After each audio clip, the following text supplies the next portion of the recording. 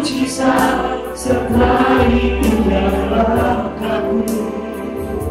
Kau bersama aku di dalamku, jadi bukti kebesaranmu. Kau bersamaku, kau bersamaku di dalamku, jadi bukti kebesaranmu. Jadi bukti kebesaranmu, jadi bukti kebesaranmu.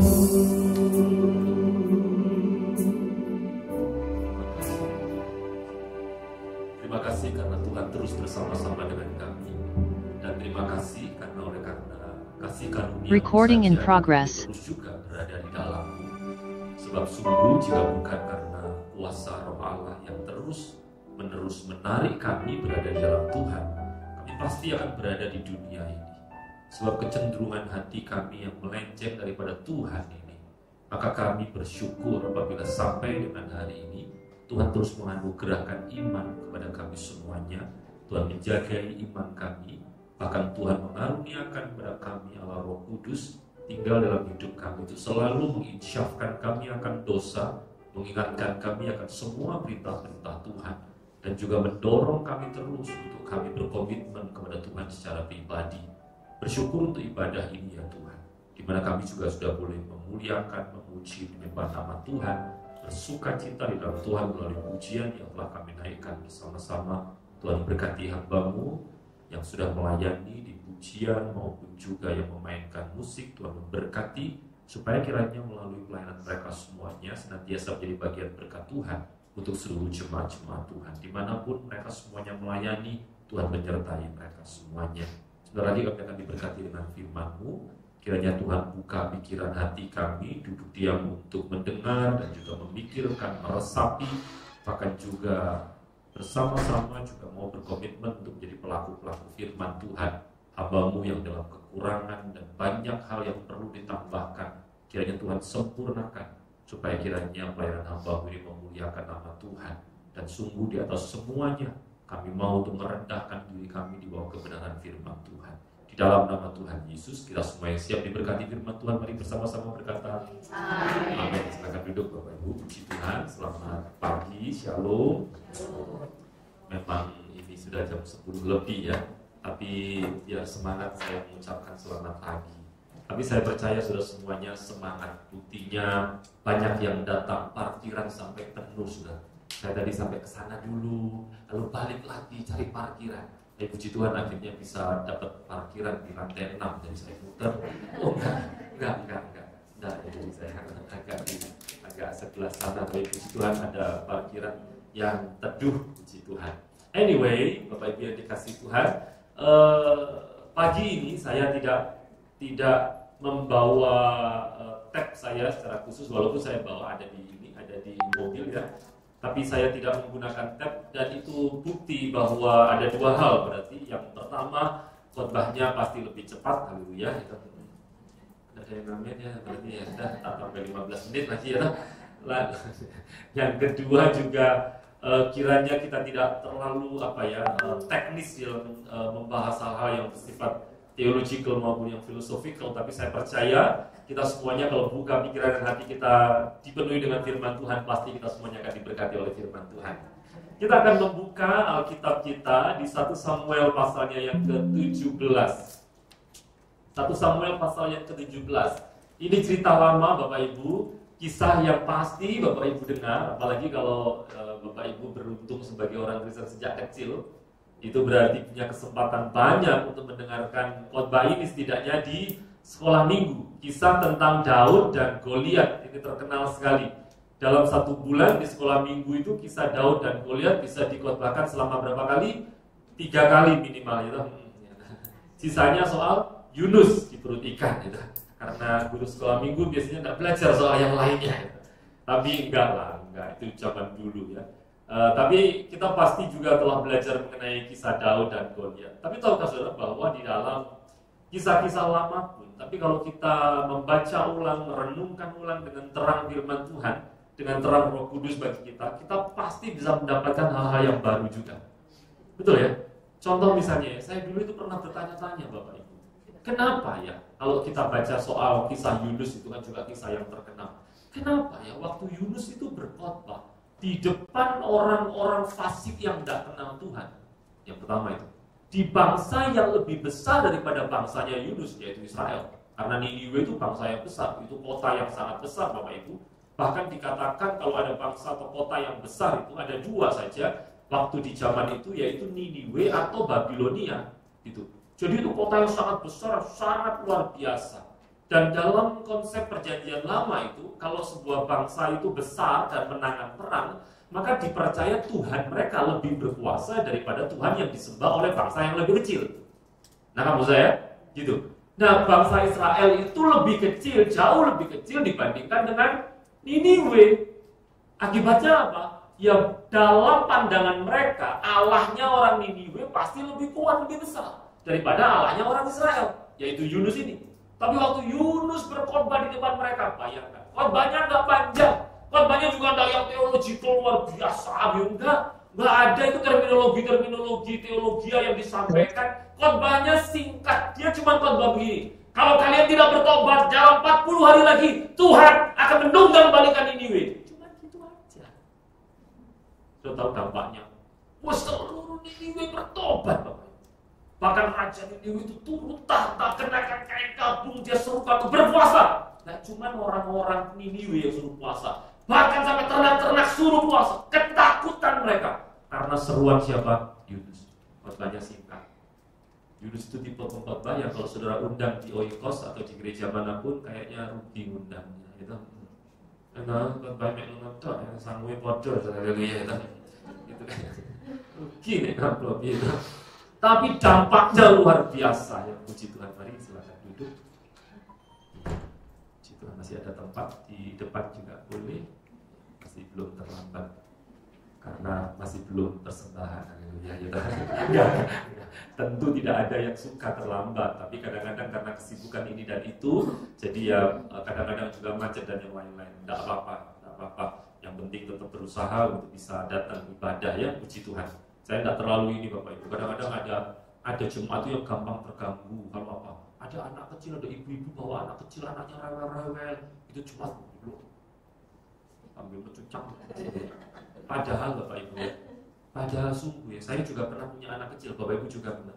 Kadang-kadang satu sisi kita pengen ibadah, kadang-kadang kita tahu ada resiko namanya anak-anak kan gitu, sehingga bisa saja begitu. Jadi saya menghargai jemaat di dalam keterbatasan tertentu, walaupun misalnya datang tidak mulai awal juga tidak ada masalah.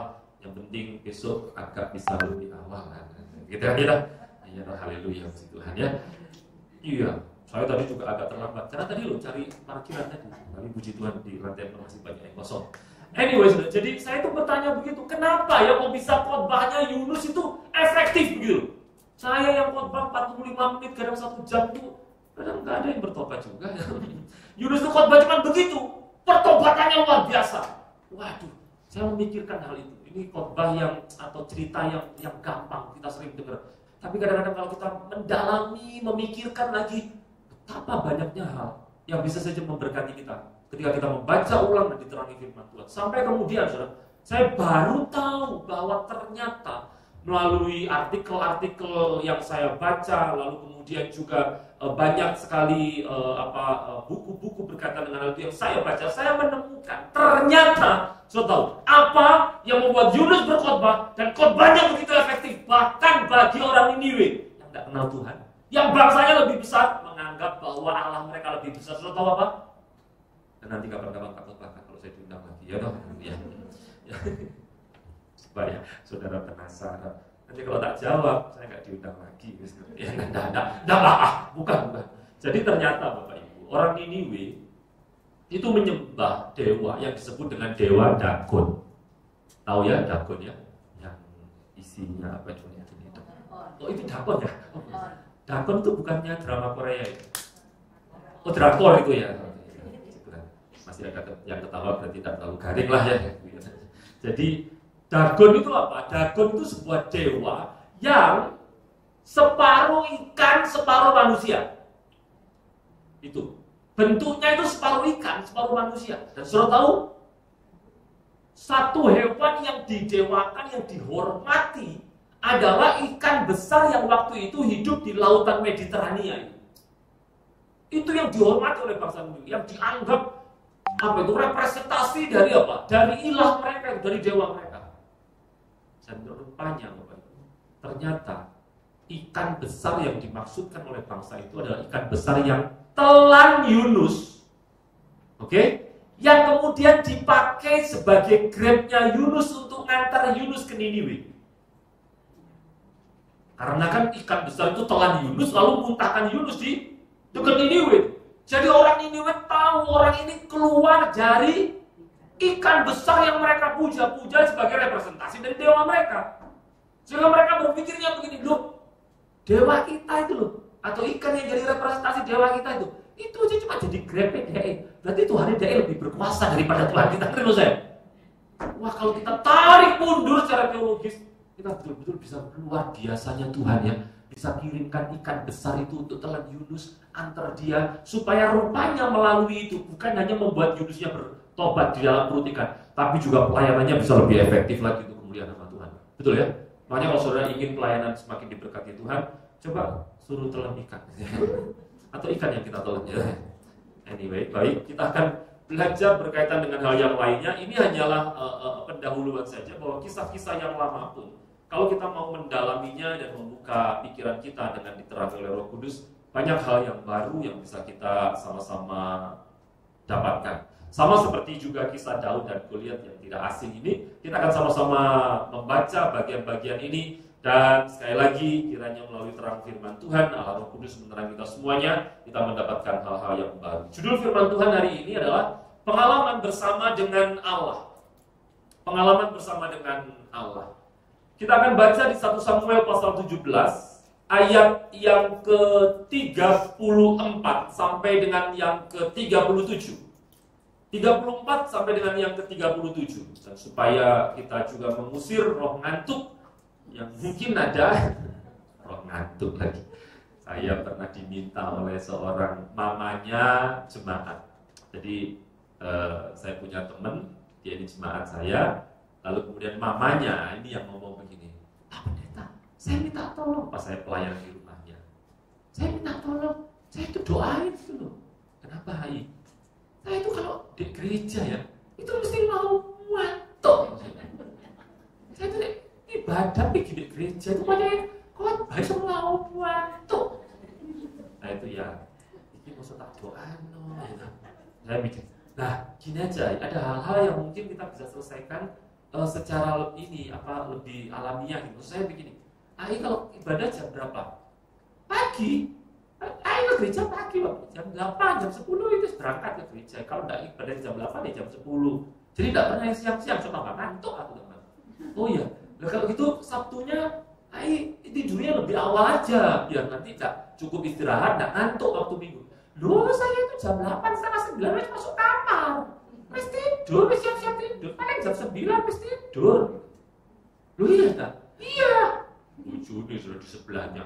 Yo, jam 9 tidur. Setengah 2 tangi nyapu-nyapu, ngepel-ngepel, resik-resik gitu. Sampai pagi. Loh iya tak saya bilang gitu. Iya, nah gak bisa turun, wis ngelele. Wis baik nggak turun. Saya bilang lah itu berarti jangan ini, jangan bangun, jangan untuk aktivitas, nanti minggunya ya ngantuk. Kalau gitu ya diusahakan tidur. Iya ya, apa sih ada kebiasaan nih. Kalau enggak begitu, ini makan permen kopi atau apa gitu loh, sambil dengar firman tuh sambil ngemut permen kopi gitu. Loh, tasking lo isinya permen kopi cok. Dia bilang gitu katanya. Masya Allah itu. Anaknya nambahin, ngomong sama cecenya. Aku cengkeran gereja. Lo gue jejer mama, wes kawan delok mama aku. Cecenya bilang, apa? Dulu aku delok mama itu. Sana deh, asli kepingin ngomong firman, tapi motornya gak kuat. Sambil kacamatanya miring-miring kata siapa. Keluar lah. Tapi saya percaya jemaat di Oikos tidak ada yang ngantuk hari ini. Langsung tidur, tidak melewati masa-masa ngantuk. Nah, supaya kita tidak ada yang ngantuk, kita akan baca di 1 Samuel pasal 17. Kita akan baca bergantian ayat 34 sampai 37. Bapak Ibu baca dari ayat 34 sampai 36, saya 37 ya saja ya. Oh enggak lah, itu gak gantian namanya. Kerja Rodi. Baca gantian ya, 34 saya, 35 Bapak Ibu, 36 saya lagi, 37 kita akan baca bersama-sama. Demikian bunyi firman Tuhan, 1 Samuel 17 ayat 34. Tetapi Daud berkata kepada Saul, "Hambamu ini biasa menggembalakan kambing domba ayahnya. Apabila datang singa atau beruang yang menerkam seekor domba dari kawanannya, mengajarnya dan melepaskan domba itu dari mulutnya. Kemudian apabila ia berdiri menyerang aku, maka aku menahan janggutnya lalu menghajarnya dan membunuhnya." Baik singa maupun beruang telah dihajar oleh hambamu ini, dan orang Filistin yang tidak bersunat itu, ia akan sama seperti salah satu daripada binatang itu, karena ia telah mencemooh barisan daripada Allah yang hidup. 37 kita baca sama-sama. Pula kata Daud, Tuhan yang telah melepaskan aku dari cakar singa dan dari cakar beruang, Dia juga akan melepaskan aku dari tangan orang Filistin itu. Kata Saul kepada Daud, "Pergilah, Tuhan menyertai kau." Amin. Puji Tuhan. Tepuk tangan untuk semuanya. Puji Tuhan. Kiranya saudara yang membaca dengan sungguh-sungguh diberkati Tuhan. Amin.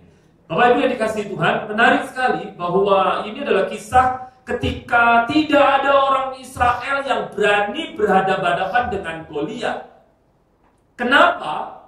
Nah, jadi peperangan pada waktu itu terjadi dengan dua cara, Bapak Ibu. Cara yang pertama adalah pasukan besar lawan pasukan besar. Ngerti ya maksud saya? Pasukan lawan pasukan langsung geruduk gitu. Cara yang kedua adalah dari satu pasukan diwakili satu orang, pasukan yang lainnya diwakili oleh satu orang yang lainnya. Lalu satu lawan satu ini bertempur. Siapa yang mengalahkan siapa sudah dianggap mengalahkan seluruh pasukan yang diwakili oleh yang dikalahkan itu. Sudah ngerti maksud saya? Ngerti tidak? Nah iya, kalau ngerti sudah beli madu atau bilang iya supaya saya ngerti. Kalau sudah ngerti kalau ada yang suka nonton film enggak? Banyak gitu. Pernah nonton film Troy enggak? Pernah ya, Troy itu diperankan oleh Brad Pitt. Nah, itu film perang yang bagus sekali, salah satu filmnya Brad Pitt yang saya sukai. Nah, dalam adegan-adegan awal, mungkin sekitar 5-10 menit di awal, terjadi peperangan seperti ini. Jadi peperangan antara dua kerajaan gitu, di mana mereka sepakat, sudahlah daripada kita perang banyak yang mati, dari pasukanmu kirim jadi satu orang, pasukanmu satu orang. Lalu biarkan mereka bertempur, siapa yang mengalahkan yang mana, anggap sudah mengalahkan seluruh pasukan yang diwakili. Dari pasukan musuh muncul satu orang kuatnya tinggi, Bapak Ibu.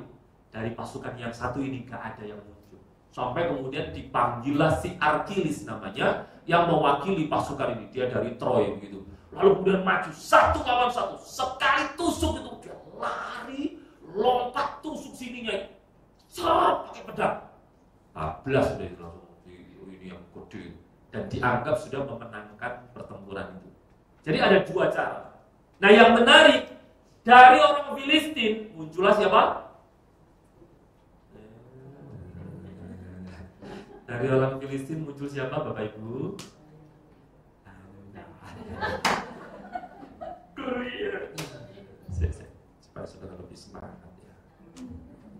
Oh ini. Ya, yang bisa jawab bomban kalau marah. Oh, telat. Begitu saya keluarin bombannya langsung Goliat gitu. Enggak lah, bercanda saja ya. Lagian kalau saudara bisa jawab, saudara masa tega ambil uangnya hamba Tuhan. Itu pendetoi jarang-jarang juga punya bombanannya. Cepean mereka. Anyway, saudara dengar baik. Dari Filistin muncul siapa? Goliat. Dari Israel nggak ada yang berani step forward lawan itu. Kenapa? Nah, itu. Sampai kemudian muncullah siapa? Daud. Apa yang membuat Daud berani lawan Goliat? Bukan karena bicepnya gede. Ada kan orang-orang kalau bicepnya gede itu dikit-dikit tidak tahu kenapa suka garuk-garuk kepala. Hanya untuk memperlihatkan ada manggai di sini gitu. Karena gak gagal, cuma kita gede gini gitu. Daud tidak begitu. Daud tidak punya pengalaman perang. Bahkan baju zirah yang dipakaikan kepadanya miliknya Saul itu pun juga dia nggak nyaman, nggak kuat, tentu karena itu adalah sebuah hinaan sebetulnya. Jelas, Saul itu tingginya lebih tinggi dibandingkan dengan standar orang Israel. Daud cuma unyu-unyu. Yang mungkin dibilang sama Goliat anak kecil. Lalu Daud bilang, jangan panggil aku anak kecil, paman. Gitu ya. Panggil aku Siva. Oh, sudah tidak tahu film itu ya. Tak lucu jadi saya nggak relate. Jadi Daud itu tidak tinggi begitu. Sehingga waktu dipakaikan bajunya Saul, baju zirahnya, ya jelas tidak fit itu. Daud tidak punya pengalaman seperti itu. Tapi yang menarik ini, Daud tidak jadi volunteer, berani step forward lawan Goliat karena kekuatannya. No. Kalau sudah perhatikan, Daud cuma punya satu hal itu. Dia punya pengalaman bersama dengan Allah. Dari mana kita bisa simpulkan itu? Karena waktu dia berhadapan-hadapan dengan Saul, yang dia ceritakan soal pengalamannya bersama dengan Allah. Waktu ada apa itu? Tadi kita baca. Singa, beruang yang hendak terkam kambing domba kawanannya, dia mengejarnya, menangkapnya, menghajarnya, membunuhnya. Kayaknya beda tipis sama kita ya. Kalau kita sama singa, sama beruang, kita yang dikejarnya, kita yang ditangkapnya, dan kita yang dibunuhnya. Tapi Daud tidak begitu. Wah keren. Tapi yang menarik ayat 37 ini power statement-nya Daud. Daud tahu bahwa kalau Daud bisa lolos menang lawan singa, lawan beruang, tidak lain tidak bukan karena Tuhan. Makanya dia bilang begini, Tuhan yang telah melepaskan aku dari cakar singa, dari cakar beruang. Dia juga yang akan melepaskan aku dari tangan orang Filistin itu. Padahal pasti singanya bukan singa yang kecil, yang lucu, nyunyu, masih masih belum mau, masih bukan. Pasti singa yang besar, yang mau terkam kambing domba kok. Betul kan? Saudara pernah lihat singa tak? Pernah berhadapan-hadapan dengan singa, deket-deketan gitu, pernah? Nah, puji Tuhan ya. Saya pernah tanya begini sama jemaat yang lain, bilang, bengi pak, aku turun kalau singa. Oh, bojone, maksudnya. Soalnya gerak-gerok kalau gitu. Bukan singa yang itu, ini singa yang beneran. Saudara, saya pernah berhadapan dengan singa. Jarak antara saya dengan singa itu mungkin tidak lebih dari 3 meter. Itu singa yang gawat sekali. Oleh karena kasih karunia Tuhan saja saya selamat. Melalui apa? Melalui kerangkeng yang ada. Jadi saya lihat singa. Sudah pernah ke taman safari, itu kan ada singa yang dikasih batasan pakai apa itu, akrilik atau apa ya, atau kaca gitu ya. Nah begitu. Waktu itu Bapak Ibu, singa yang di dalam itu sedang entah kenapa itu mepet dengan, agak mepet lah, nggak terlalu mepet karena ada aliran listriknya. Agak mepet dengan kacanya itu, berbelakang gede sekali. Kalau dia itu nafasnya, keren sekali. Nah, saya waktu itu sama teman saya, cewek. Saudara tanya, pacarnya ya Pak? Nggak usah ya. Ini memang zaman dulu sebelum saya menikah. Dia bilang ini, lucu ya singa Neci, lucu loh. Dia bilang, lucu soalnya orang koconi gitu. Gak ada kaca ya, kasih dia lucu ya. Nah, waktu saya melihat singa yang kemudian nempel itu, semua orang take selfie dengan background singa yang gede itu. Tiba-tiba saya diingatkan Tuhan tentang kisah ini. Betapa luar biasanya Daud itu ya, berani hadapi singa, hadapi beruang. Orang Kristen itu memang tidak didesain Tuhan untuk lepas dari masalah. Sudah percaya dengan saya? Kenapa? Ya karena memang kita diciptakan di tengah dunia yang jatuh dalam dosa. Dan karena kejatuhan dunia di dalam dosa itu, maka pasti tidak, mungkin tidak, kita pasti akan menghadapi masalah demi masalah. Betul ya? Orang di dalam gereja, di luar gereja sama-sama menghadapi masalah. Kita hidup di dunia yang sama kok. Kita ini sudah benar aja kena masalah, apalagi nggak benar, gitu kan? Kita driving bener-bener ada aja orang di depannya nyala sambil HP ya, gitu. Betul kan? Bencet memang hal yang begitu. Tapi memang begitulah kita ini hidup di tengah masalah. Memang orang Kristen tidak didesain untuk keluar dari masalah. Maksud saya tidak didesain untuk hidup tanpa masalah. But you know what? Kita ini didesain Tuhan untuk menang atas setiap masalah bersama dengan Tuhan. Amin. Gitu loh. Sama Daud itu juga begitu. Apakah Daud tidak berdoa? Pasti Daud berdoa. Tidak mungkin tidak. Daud ini hatinya melekat pada Tuhan kok. Tapi kan baik-baik ya, bahwa doa orang benar pasti menghasilkan langkah iman yang benar. Nah, ulang sekali lagi, doa orang benar pasti menghasilkan langkah iman yang benar. Maksud saya begini loh, apakah Daud tidak berdoa ketika menghadapi masalah? Pasti berdoa. Tapi setelah doa, dia bukannya tidak lakuin apa-apa. Sebab doa yang benar dari orang benar pasti menghasilkan langkah iman. sebagai bentuk imannya atas Tuhan di dalam doa itu. Sudah nangkep saya? Contoh ya, kalau misalnya ya, saudara punya masalah nih, masalah sama tua lah, sama menantu, sama orang, sama apa, masalah ekonomi lah, masalah apa. Memang doa itu harus bahkan menjadi langkah awal kita untuk kita menghadapi semua masalah. Karena kekuatan kita berasal dari Tuhan kan. Daud itu yang sebegitu luar biasanya kalau saudara baca di Mazmur itu. Dalam masa tuanya pun ketika menghadapi masalah dan masalah yang sangat besar, yaitu dikudeta oleh anaknya yang bernama siapa? Absalom. Itu pun dia berdoa kepada Allah itu. Berdoa kepada Allah itu. Dia mengingat masa mudanya bersama dengan Allah. Makanya dia bilang itu, bahwa aku ini bagi banyak orang adalah tanda ajaib, kata dia. Di dalam Mazmur. Menarik itu. Dia berdoa kepada Allah. Doa memang penting dan harus dilakukan. Tapi dengar baik-baik.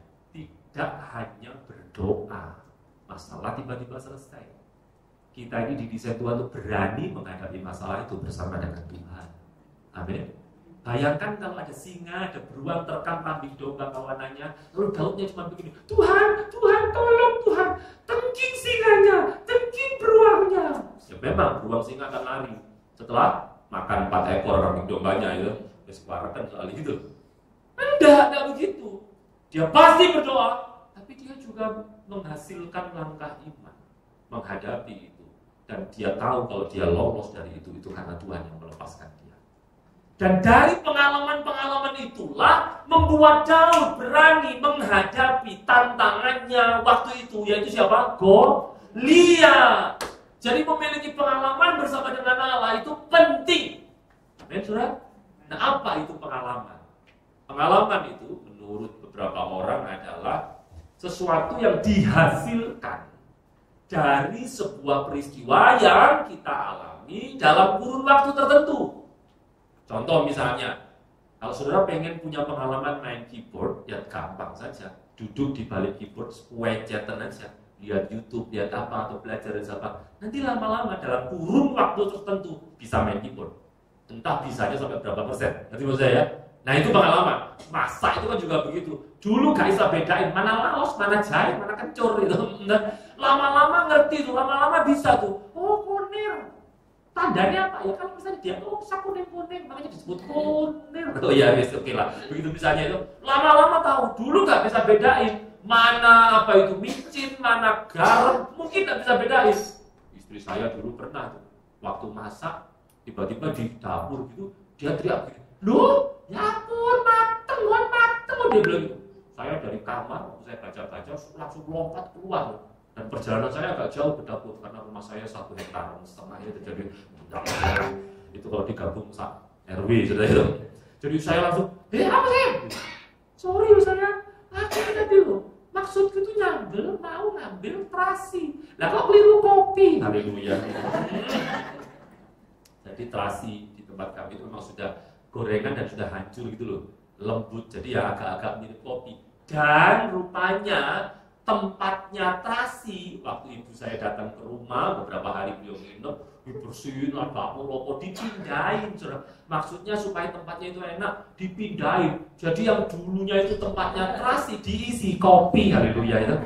Tahunya itu saya begitu jadi kasih diulek nyet loh, kopi ternyata gitu. Sorry sayang, saya bilang gak apa-apa. Masak sayur asem pakai sambal kopi. Saya makan. Sampai itu saya tanya, sayang, kok kecoannya enak makan? Enak tak sambal kopi? Wah enak, saya bilang gitu. Sudah gak enak, gak usah Maksud saya ngomongnya kayak itu supaya dia tidak ini, itu merasa berdosa, dibuktikan lagi. Saya yang merasa menderita ya. Jadi Bapak Ibu, pengalaman itu seperti itu. Tapi menariknya begini, kalau kita belajar teologi kita akan tahu bahwa dalam banyak hal kita bisa berinisiatif untuk mendapatkan pengalaman. Ngerti maksud saya? Contoh tadi, saudara pengen nyetir, ya berinisiatif untuk nyetir. Lama-lama bisa pengalaman nyetir. Tapi dalam hal berrelasi dengan Tuhan, tidak ada itu. Bahwa kita yang bisa berinisiatif, lalu kemudian dengan inisiatif kita memiliki pengalaman dengan Tuhan. Tidak ada. Kenapa begitu? Karena kalau ada satu hal yang tidak bisa dijangkau oleh orang berdosa, hanyalah Allah. Tidak bisa kita mendatangi Allah lalu pengen punya pengalaman dengan dia. Tidak bisa.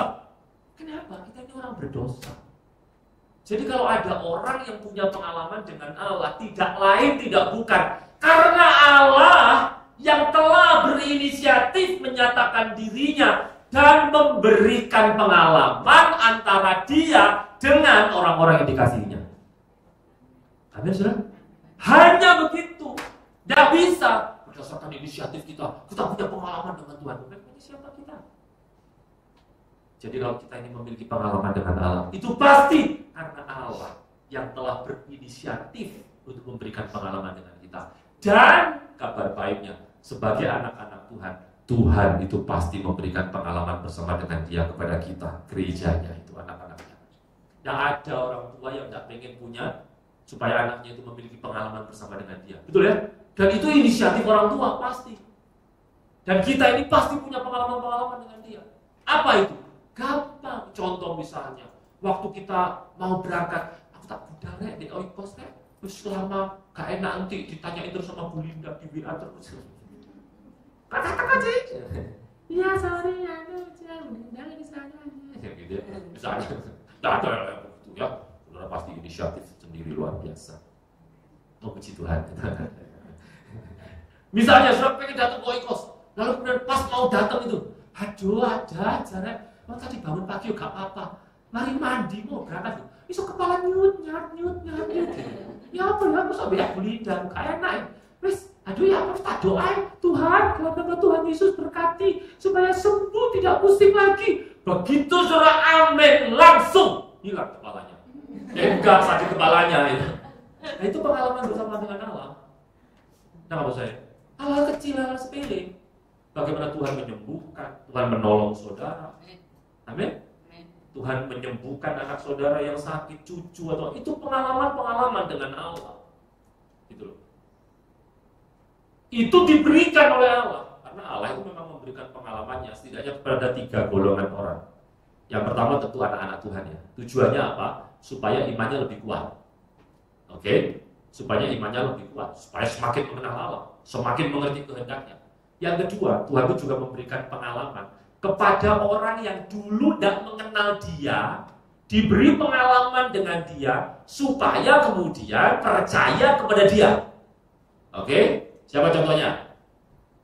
Orang yang dulu tidak kenal Tuhan, lalu punya pengalaman dengan Tuhan, terus kemudian jadi percaya Tuhan. Siapa? Siapa? Ya, tega. Terus saya lo ikhlas loh ya, saya lo ikhlas ya kalau mau diambil sendiri ya. Kalau tidak tega kita masukin supaya tidak mengalihkan perhatian apa gitu. Paulus itu dulu tidak kenal Tuhan setidaknya, betul ya? Betul kan? Orang-orang Kristen, orang-orang percaya ditangkap sama dia, hasilnya beberapa dibunuh bahkan. Ada yang mengatakan bahwa pembunuhan dari Stefanus itu juga atas otoritas dia, di bawah otoritas dia. Wah ini orang luar biasa, pergi kemana? Sampai kemudian Paulus pergi kemana? Manyar. Mau ke Oikos, saudara. Jumpa dengan Tuhan dia. Terjatuh dari kudanya mengalami perjumpaan dengan Tuhan. Saulus gitu ya. Mengapa engkau menganiaya aku? Siapa engkau Tuhan? Akulah Yesus yang kau aniaya itu. Wah, begitu. Pengalaman dengan Tuhan membuat dia bertobat. Saya dulu salah satunya. Saya orang yang dulu tidak percaya Yesus. Sampai kemudian diberi pengalaman dengan Tuhan secara pribadi, saya bertobat. Saya terima Yesus Kristus sebagai Tuhan dan Juru Selamat. Saya dulu dari seberang. Tahu ya seberangnya sini? Jadi Untak. Sungai depannya Untak itu. Jadi saya dari seberang sampai kemudian diberi pengalaman dengan Tuhan dan itu membawa saya untuk mengenal Tuhan. Puji Tuhan. Kalau sudah kepingin tahu pengalamannya apa, ya traktir makan nanti kalau cerita inilah itu. Kan paling enak itu cerita di depan meja makan itu. Enak aja sudah tinggal denger tok saya sih ngewes kuwi sudah itu haus itu. Jadi kalau anyway, so jadi ada golongan kedua yaitu orang yang dulu tidak kenal Tuhan, diberi pengalaman dengan Tuhan supaya apa? Percaya. Yang ketiga, ini yang paling kasihan. Ada orang yang tidak percaya sama Tuhan, diberi pengalaman dengan Tuhan, tapi endingnya juga tidak percaya kok. Kalau sudah tanya kenapa kok diberi pengalaman dengan Tuhan, toh pada akhirnya mereka juga tidak percaya. Supaya melalui pengalaman-pengalaman itu menjadi penghakiman atas dia, atas penolakannya kepada Tuhan yang telah menyatakan dirinya kepada mereka. Orang Mesir itu punya pengalaman melihat tentang kedikdayaan Allah Israel. Betul ya? Dengan apa itu? Wah, tulah-tulahnya begitu rupa. Betul kan? Kuasanya Allah Israel begitu luar biasa. Mereka percaya? Laut terbuka. Giliran orang Israel jalan di laut yang kering itu. Begitu orang Mesir nutup lagi. Semua orang Mesir sisanya lainnya percaya pada Allahnya Israel. Tidak. Diberi pengalaman dengan Tuhan dan menjadi penghakiman bagi mereka di akhir zaman, bahwa mereka telah menolak Tuhan dengan kesadaran mereka sendiri. Bahkan ketika Tuhan menyatakan dirinya kepada mereka. Wah, ini mengerikan. Saya ini hobi badminton, sampai dengan hari ini ya badminton. Ya walaupun badmintonnya nggak terlalu yang gimana-gimana, saya bahkan termotivasi untuk diet itu. Saya dulu 98 kilo gitu. Istri saya bilang, tambah sayang, tambah 2 kilo kas, jadi enak ngomongin. Beratnya piro? Sakit tau, jadi enak saya ngomongin gitu. Gara-gara badminton saya termotivasi. Supaya apa? Ya supaya saya lebih lincah, agar saya tidak jadi beban untuk partner saya akan main ganda gitu. Jadi saya turunkan berat badan sampai turun 15 kilo sekarang. Jadi sudah lebih enakan, lebih enteng. Tapi saya main badmintonnya juga katanya cuma begini-begini aja lah. Badminton sama sesama hamba Tuhan ya. Saya badminton sama beberapa pendeta juga. Jadi cuma begini. Kenapa? Pendeta kan nggak boleh saling nyerang, saling tipu. Gitu. Masa ada sudah udah ngasih gitu. Jadi badminton baju satu aja nggak basah seperti itu. Kalaupun basah keringetan karena sumuk warnanya itu bukan karena keringetan. Badminton. Satu kali dulu sudah lama. Awal-awal saya dipanggil Tuhan untuk melayani Tuhan. Di grup badminton itu ada susu-susu yang dia itu menurut beberapa teman dia itu yang paling kaya gitu. Dia tidak kenal Tuhan. Satu kali dia panggil saya. Saya masih muda dulu. Awal-awal saya dipanggil sama dia. Duh, kamu jadi pendeta ya? Tak, katanya teman-teman. Oh iya, si Tuhan, saya dipanggil Tuhan untuk melayani Tuhan. Terus dia tanya, apa kamu mau jadi pendeta? Loh, maksudnya gimana? Kan eman-eman. Lu kan jadi muda. Coba lu kerja yang gue itu enak, itu beli ini, beli itu. Lumayan loh, daripada jadi pendeta. Oh ya apa kamu hidupmu besok? Soro jadi pendeta. Eman-eman loh. Jadi pendeta cik muda. Dia bilang gitu, saya bilang ya tidak semuanya itu hidup itu hanya untuk uang. Saya bilang gitu. Toh juga tidak semua bisa dibeli dengan uang. Saya bilang gitu. Sudah tahu dia ngomong, oh kan cari duit, mana kan ngomong-ngomong. Dia kan duit baru kan ngerti. Tidak ada yang tidak bisa dibeli sama uang. Jangankan kok sesuatu. Seseorang aja bisa dibeli pakai uang. Dia bilang gitu. Ya saya datang ke tempat itu kan untuk badminton. Apalagi saya pas bawa raket yang rodo antep waktu itu ya. Jadi saya tidak mau berdebat dengan dia. Sampai kemudian Tuhan gerakan saya untuk kasih backing space sama dia kan ya. Nah, kalau kemudian ya enggak, mungkin kita berbeda ini pandangan soal itu. Ya wes, kamu percaya kan sama Tuhan itu? Loh iyalah, kalau enggak ngapain saya melayani? Gini aja wes. Ya menurutku loh ya, sorry loh ya, tersinggung loh. Tuhan itu hanya untuk orang-orang yang putus asa. Jadi orang-orang itu butuh ada sosok yang jadi pengharapan buat dia. Ini tidak percaya kamu, doa sama Tuhan. Doa, minta Fortuner. Tak kasih waktu 3 hari, terus doa sama Tuhan. Ya aku, gak usah doa 3 hari. Hari ini aku telepon, besok dikirim Fortuner. Ayo doa 3 hari, aku terus pulang tak? Saya bilang, ya tidak begitu juga, saya juga tidak nerangkan soal iman kepada dia. Ya tidak begitu juga sih, tidak semua juga bisa dibeli dengan uang. Ya sudah, akhirnya saya main. Beberapa minggu, beberapa bulan kalau saya tidak salah ya, orang ini nggak datang lagi. Saya tanya teman, susu ini itu mana ya kok nggak datang? Dengkulnya loro, operasi. Ini lo uli, ini lo tek gitu. Jadi dioperasi ganti ininya. Oh iya dah. Terus siapa? Ya wes sudah habis operasi tapi gak ngerti wes bisa melakukan dulu. Setelah saya tanya begitu, beberapa minggu setelahnya dia datang ke lapangan, tapi pakai kursi roda, didorong pakai kursi roda sama drivernya. Wah, semua teman-teman, ya mereka balik. Iya kan, aku dulu ada badminton gitu. Terus setelah teman-teman selesai nyamperin dia, giliran saya yang nyamperin kan ya enggak enak, saya tetap nyamperin. Saya belum ngomong apa-apa. Orang ini bilang gini, iya, bener kamu ya, gak semua saya dibeli pakai uang. Ini saya kira dengguli wong didol tak tuku. Terus dia bilang, aku doa kok. Aku doa no. Nek Tuhanmu nyembunuh aku bisa jalan, nanti tak sumbang gerejamu, aku tak jadi Kristen. Malam itu saya taruh raket saya berdoa. Lutut di hadapan Tuhan, di depan dia saya berdoa. Dalam nama Tuhan Yesus. Ya Tuhan berkati sembuhkan, sembuh dalam nama Tuhan Yesus. Detik itu juga dia nggak berjalan, ya masih di kursi rodanya.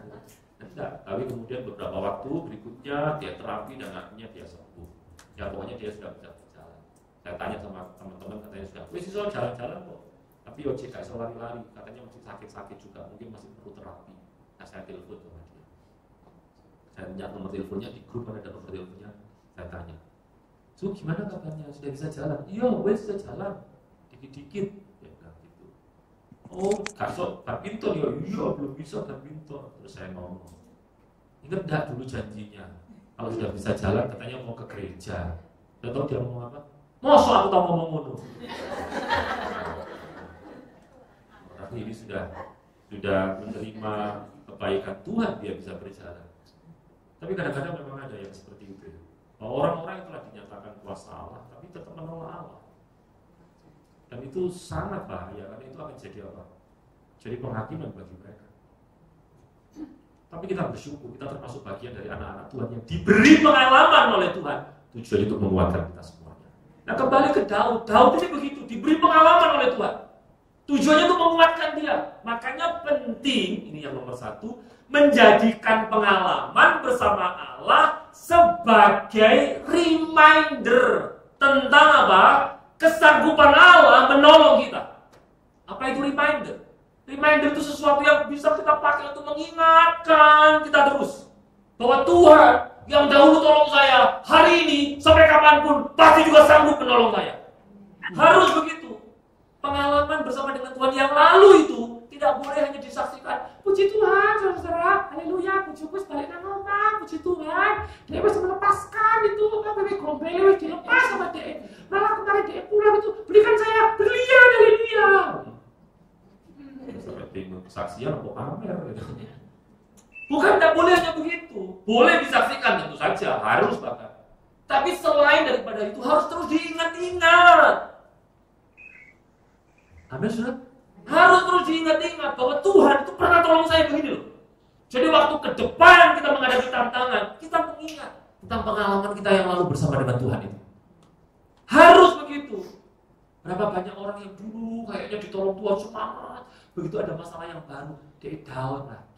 Nanti ditolong Tuhan lagi, semangat lagi, ada masalah, down lagi. Bukan seperti itu yang dikehendaki Allah.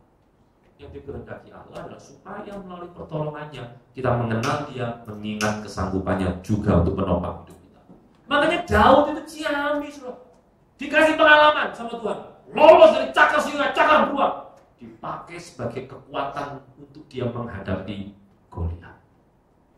Jangan sudah bilang gini, iya saya dulu memang Tuhan tahu tolong aku pas aku katip dan aku ikut aku ngeluh-ngeluh. Tapi ini lagi masalah yang lebih luar biasa. Gak cuma ngeluh ini masalah yang lebih gawat, lebih luar biasa. Sudah diperbaiki. Cara berpikirnya nggak boleh begitu. Cara berpikirnya begini. Kalau dulu masalah yang sepele aja Tuhan tolong, masakan ketika sudah menghadapi masalah yang besar Tuhan tinggalkan saudara. Harus begitu. Jadi menghadapi masalah sebesar apapun, kita tahu kita punya Tuhan yang jauh lebih besar daripada masalah kita. Puji Tuhan. Harus begitu. Daud lakukan.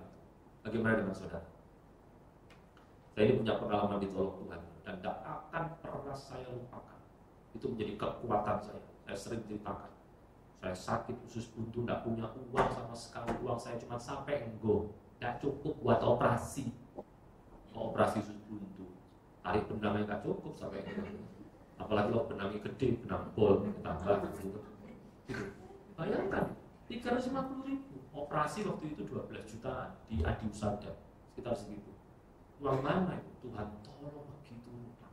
Tidak cuma Tuhan bayarin, aduh, dari dokter namanya Dokter Leslie, saya ingat-ingat terus, tidak akan saya lupakan namanya.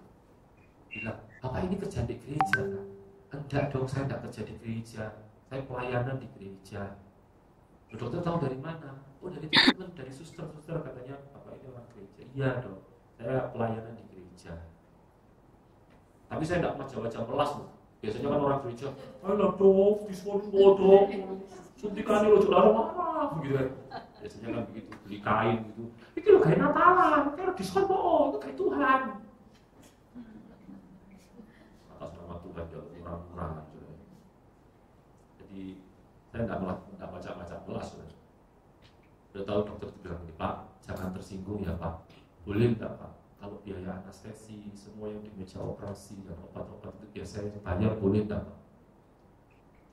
Sudah tahu waktu dokter itu ngomong begitu, saya bilang, bayar kabeh dok, busukan-sukan gitu. Ya enggak lah, saya tidak sembilangi itulah gitu. Bayarkan sih. Tapi yang namanya orang masih kepikiran saudara itu. Duh, operasi harus dibayar ya, puji Tuhan. Kamarin melok sopo Tuhan gitu. Ada orang, sampai hari ini saya tidak kenal. Jadi gereja saya dulu di Simolangit, tahu Simolangit, Surabaya Barat, Ngesong, tahu nggak Ngesong? Duku Kupang, sebenarnya orang mana sih? Duku Kupang yang kembang-kembang itu ya. Di situ ada perempatan besar kan. Kalau ke kanan ke Ngesong, gitu. Nah, ke kiri ini ke Jalan Simolangit dan seterusnya. Itu dulu ada. Tahu ya? Ini kan di YouTube nanti. Tahu ya? Kalau tidak tahu nanti tak WA.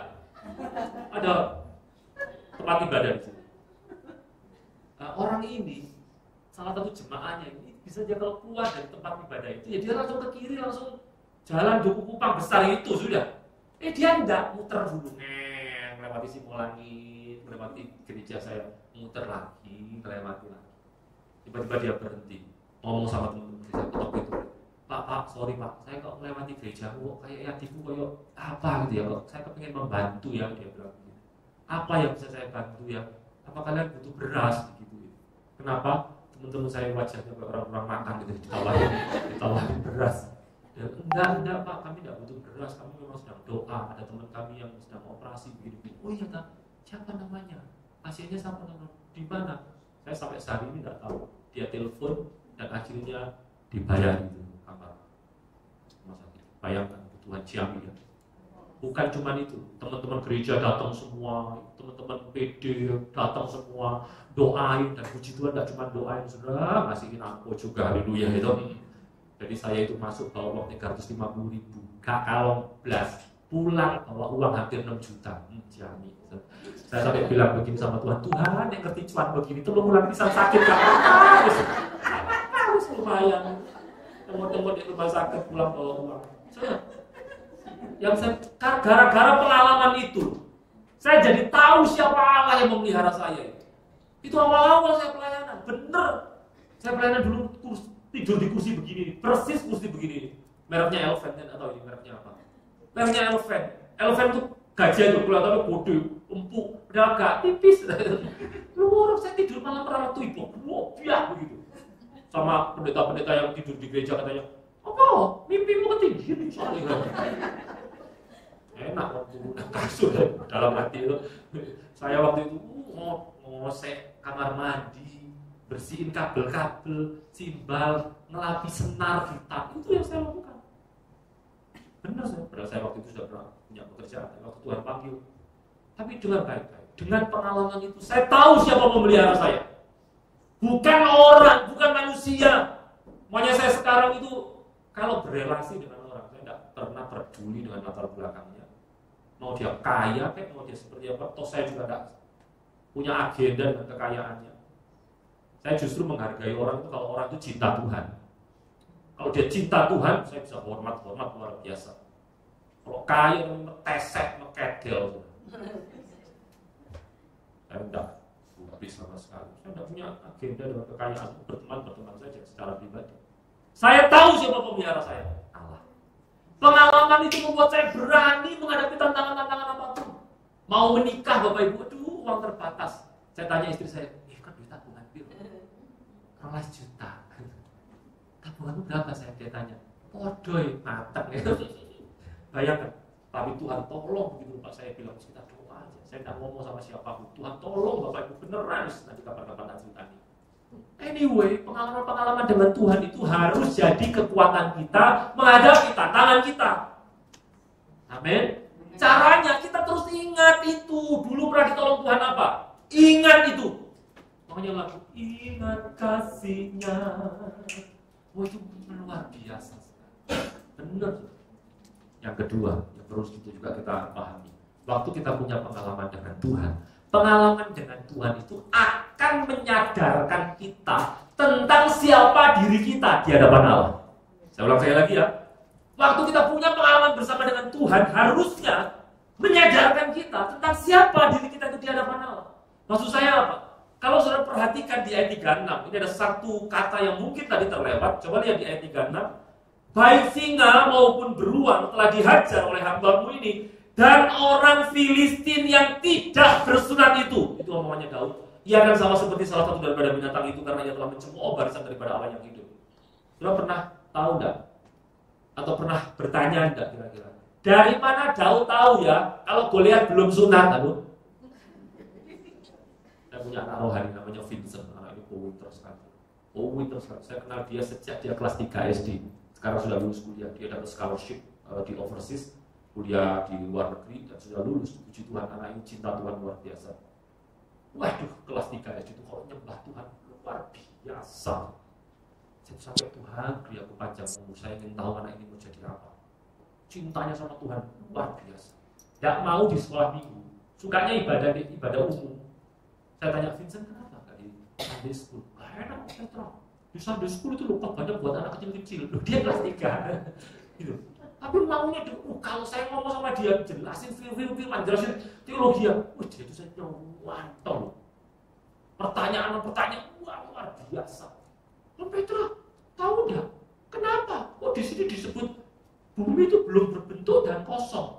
Waktu Vincent baca, itu ternyata bukan empty loh, kosong itu. Itu artinya vacuity dari bahasa Inggrisnya itu. Apa bedanya, Vin? Loh beda. Ini empty itu artinya ada tempatnya tapi kosong. Nah, gitu. Makanya kalau mobil saudara, misalnya bensinnya T, itu kan mesti jarumnya menuju ke huruf apa? E itu artinya apa? Entek itu tadi, gitu. Empty. Ada tempatnya, tangkinya, tapi kosong gitu loh. Kalau vacuity itu nggak ada apa-apa sama sekali. Terus apa masalahnya? Loh, kalau nggak ada apa-apa, berarti nggak ada ini bumi. Bagaimana air bisa berkumpul di satu tempat kalau ada di bumi?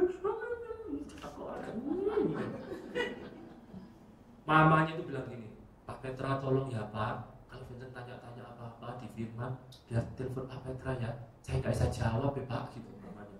Gitu, pertanyaannya macam-macam. Satu kali dia baca 1-17 karena saya suruh dia baca beruntun, dia tanya saya, Pak Petra, Daud tahu dari mana ya? Ya gue lihat burung sunat, mantap. Kata sopo ini mantap gitu. Cerdas anak ini, kelas 5 SD saya tidak lupa. Dia itu tanya gini, surga itu kayak apa sih? Neraka kayak apa? Kenapa Vincent tanya begitu? Vincent mau nginjilin Bobo, kenapa? Ya Bobo kan belum ke gereja. Vincent mau nginjilin tak terangin kalau di neraka itu ya apa? Surga itu tak terang, surga itu begini, tidak ada rata tangis, tidak ada kata gigi. Kalau itu lantainya tak buat dari emas, keren. Kalau di neraka itu, waduh Vin, itu ya, gelap gulita, ada api yang bernyala-nyala, ketak gigi, ketak terangin. Sudah tahu, anak ini kelas 5 SD. Tanya mungkin dulu, Petra, kalau di neraka itu ada api yang bernyala-nyala, mana mungkin gelap gulita? Ya, bisa. Saya ngomong sama saudara sudah baik-baik saja, ada masalah gitu. Ini anak cerdas luar biasa memang.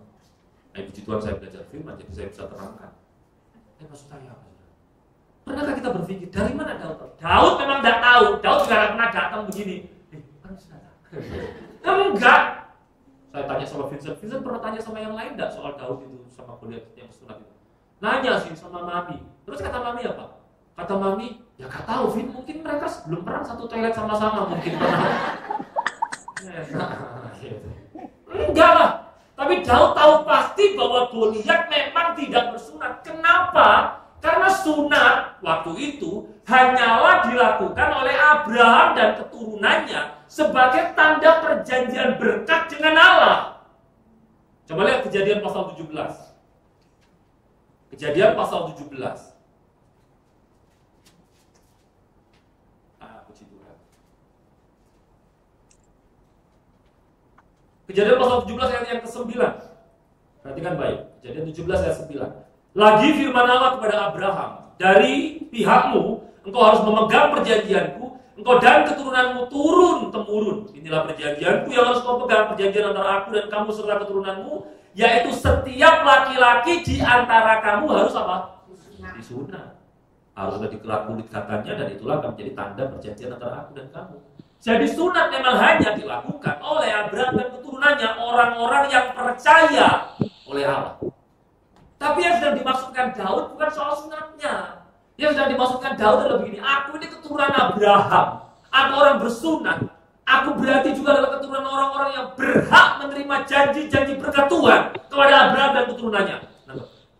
Itu yang sedang dimaksudkan Daud. Jadi Daud tahu siapa dirinya di hadapan Allah itu melalui pengalamannya ditolong oleh Allah. Sama, kita ini lebih-lebih lagi.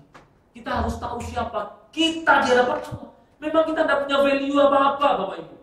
Memang kita tidak punya hal-hal apapun yang bisa membuat Tuhan terkesima dengan kita. Pak Sam itu suaranya bagus ya, luar biasa. Tapi bukan karena itu pasti Tuhan sampai berkenan kepada dia. Pasti enggak. Kenapa saya bilang begitu? Karena di sorga itu tidak kekurangan pemuji dengan suara yang jauh lebih indah. Sama saya. Enggak. Tidak ada sesuatu yang dalam diri kita yang membuat lu enak suaranya. Sampai Tuhan belum dulu itu. Kayak orang nonton Andilong kemarin itu di Malaysia. Enggak. Tapi yang saya tidak maksudkan adalah begini. Dengar baik-baik. Kita ini adalah umat kepunyaan Tuhan. Yang demi kita dia rela mengambil upah sebagai manusia, hidup dalam penderitaan sampai mati demi untuk mengasihi kita, menebus dosa kita. Jadi siapakah kita di hadapan Allah? Pribadi-pribadi yang dimuliakan, dipandang, dikasihi oleh Tuhan. Jadi waktu kita menghadapi masalah, ingatlah itu supaya kita tidak kehilangan kasih Allah, tidak kehilangan pengharapan kepada Allah. Kita terus-terus mau bersandar, mau berharap, berseru kepada Tuhan. Kalau kita punya pengalaman dengan Tuhan, dan pasti anak-anak Tuhan punya pengalamannya dengan Tuhan masing-masing. Amin. Yang terakhir Bapak Ibu, pengalaman dengan Allah menolong kita untuk punya cara pandang yang benar terhadap masalah. Di awal tadi saya sudah sampaikan bahwa ada orang Israel yang berani step forward menghadapi Goliat. Kenapa? Karena mereka orang Israel fokus pada Goliat, fokus pada masalah, fokus pada tantangan. Kalau kita juga lakukan itu, amsyong, kita juga pasti akan apa? Ketakutan menghadapi masalah. Lu mateng kan yo, mateng kan kita tanggal pira iki? Mari ini wis deadline iki. Habis ini harus bayar ini, bayar itu, tagihan itu. Fokusnya pada itu terus. Tidak bisa doa, tidak bisa puji Tuhan, tidak bisa ibadah. Akibatnya apa? Turun pengharapan. Divonis dokter sakit, fokusnya pada sakitnya terus. Betul nggak? Salah satu teman saya bertanya sama saya, Pak Petra punya insurance? Enggak. BPJS Pak? Ah itu dia, saya juga belum. BPJS. Itu siapa nih sakit? Ya saya yakin Tuhan tidak akan beri saya sakit yang sampai saya tidak bisa mengcover itu. Bilang begitu. Kenapa ya? Karena memang saya belum bisa untuk punya insurance. Saya bilang sama dia. Dan saya percaya Tuhan itu tidak akan pernah memberikan kepada kita melampaui kekuatan kita. Nah kalau saya punya sumber daya yang berlebih-lebih, lalu saya tidak mau ikut insurance, ya itu karena kesalahan saya gitu. Tapi kalau dalam keterbatasan saya belum bisa begitu, saya yakin Tuhan pasti tidak akan memberikan kepada saya melampaui kekuatan saya. Kalaupun misalnya diizinkan Tuhan sakit saya, butuh biaya, somehow tidak tahu bagaimana. Saya juga sudah pernah dulu kan waktu sakit, Tuhan pasti akan sanggup juga tolong saya. Hidup saya tidak mau terpikir hal-hal yang begitu. Daripada saya mikirin, yo, pulang saya tidik rumah sakit 200 juta pulang juta. Lu apa ya? Awalnya gak loro, tambah penyakitan, tambah loro, mati gara-gara itu tambah. Iya kan? Saya tidak mau begitu. Saya mau pola pandang yang berbeda untuk menghadapi masalah ataupun potensi masalah. Nah, saya. Kalau kita punya masalah, pandang seperti Daud. Daud tidak berfokus pada masalahnya. Dia berfokus pada Allahnya. Amin. Simple. Tapi gak mudah dilakukan. Lihat orang-orang itu, bahkan Saul itu berkata, kalau saudara baca dari ayat 13, dari ayat 32 itu, Saul juga ngomong sama Daud ayat 33 itu, kamu ini ya, dia itu sejak muda dia jadi jagoan. Ya kamu itu jadi unyu-unyu, apa kamu bisa menang? Tapi Saul gak punya pilihan, dia juga gak berani kok menghadapi Goliat. Tapi Daud itu berfokus kepada Allah. Tuhan yang telah melepaskan aku dari cakar singa, cakar beruang, dia juga akan melepaskan aku dari tangan orang Filistin itu. Fokusnya pada siapa? Tuhan. Bagaimana dengan kita? Kalau punya masalah, fokus pada masalah atau fokus pada Allah? Kalau sudah fokus pada masalah, masalah semakin gede, kita semakin kecil. Kalau kita fokus pada Allah, kita tahu segede apapun masalah kita punya Allah yang lebih gede. Amin, saudara. Jangan fokus pada masalah, fokus pada Allah. Kuncinya apa? Punya pengalaman dengan Tuhan. Kalau kita punya pengalaman dengan Tuhan, biarkan itu jadi kekuatan bagi kita. Pertolongan apapun. Pertolongan apapun. Makanya kalau mau tidur itu ingat-ingat kebaikannya Tuhan. Anak saya itu kalau ikut saya badminton, dibelikan minum sama teman saya, dibelikan kue kecil-kecil gitu sama teman saya. Itu kalau di mobil sudah ngomong begini, puji Tuhan ya Bapak ya, Tuhan itu baik ya, banyak berkat ya kita tadi ya, dibelikan minum, dibelikan kue-kue ya, Tuhan itu baik ya, gitu. Benar saudara. Tadi Vincent sudah, saya thank you belum? Sama susu ya sudah, Vincent bilang, makasih ya Su, Tuhan berkati ya, Tuhan berkati. Gitu. Kenapa? Dari kecil mereka tak ajari, supaya mereka tahu bahwa kebaikan Tuhan bagi hidup mereka begitu luar biasa. Begitu. Sehingga mereka punya pengalaman dengan Tuhannya. Kalau minta apa-apa, mereka doa sama Tuhan. Dia ngomong, Bapak adik berikan ini dong, berikan itu dong. Doa ya nak, kalau Tuhan kasih berkat nanti ini. Kalau saya ada berkat, saya, nak puji Tuhan ada berkat, ayo kita beli ini yuk, keperluanmu yuk. Begitu. Jadi dia tahu dari kecil bahwa dia punya pengalaman bersama Allahnya secara pribadi. Saya ajar mereka begitu, supaya kelak kemudian hari mereka mengingat, mereka kenal, mereka tahu siapa Allah. Bagaimana dengan saudara semua?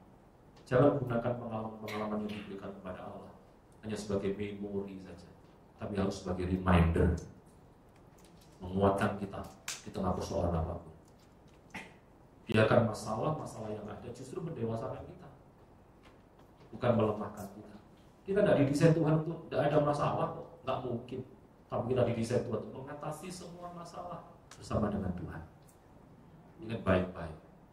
Bagian yang kedua, ketahui siapa jati diri kita.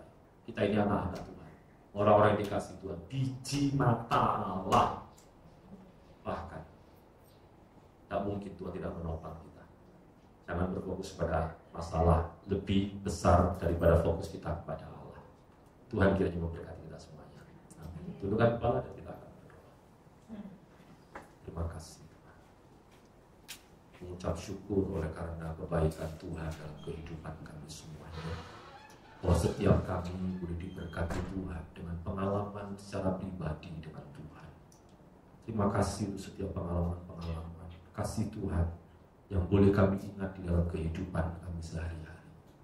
Kami mau mengingat tentang kasih-Mu, kami mau mengingat tentang kebaikan-Mu, dan kiranya itu menjadi kekuatan bagi kami menghadapi setiap masalah apapun. Yang kadang-kadang kami berpikir kami sudah tua, tapi ternyata masih ada saja masalah. Tapi bahkan di tengah setiap masalah, biar kami punya sikap yang berbeda. Kami akan memilih untuk berdoa kepada Allah, dan melalui doa-doa itu juga menghasilkan langkah iman yang nyata dalam kehidupan kami. Kami tahu Tuhan sayang kepada kami semuanya. Kami mau mengingat kasih-Mu lebih lagi. Ingat kasih-Nya, ingat kebaikannya,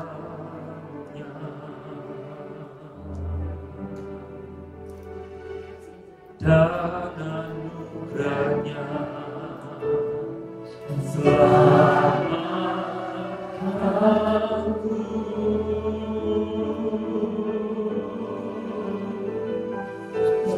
Kasihnya setinggi langit, kasih setia Allah pada kita.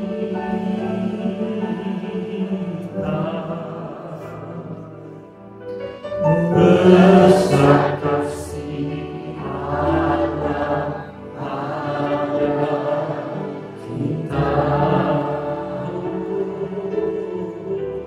Ku takkan lupa, ku takkan lupa kasih-Nya.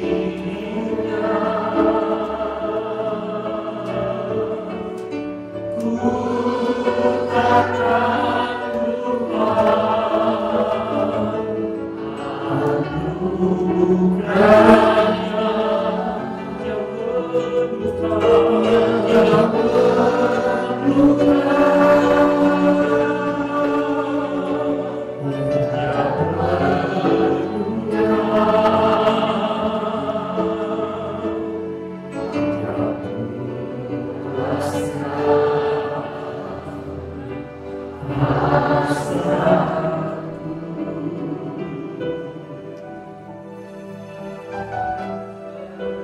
Besar kasih Allah pada kita.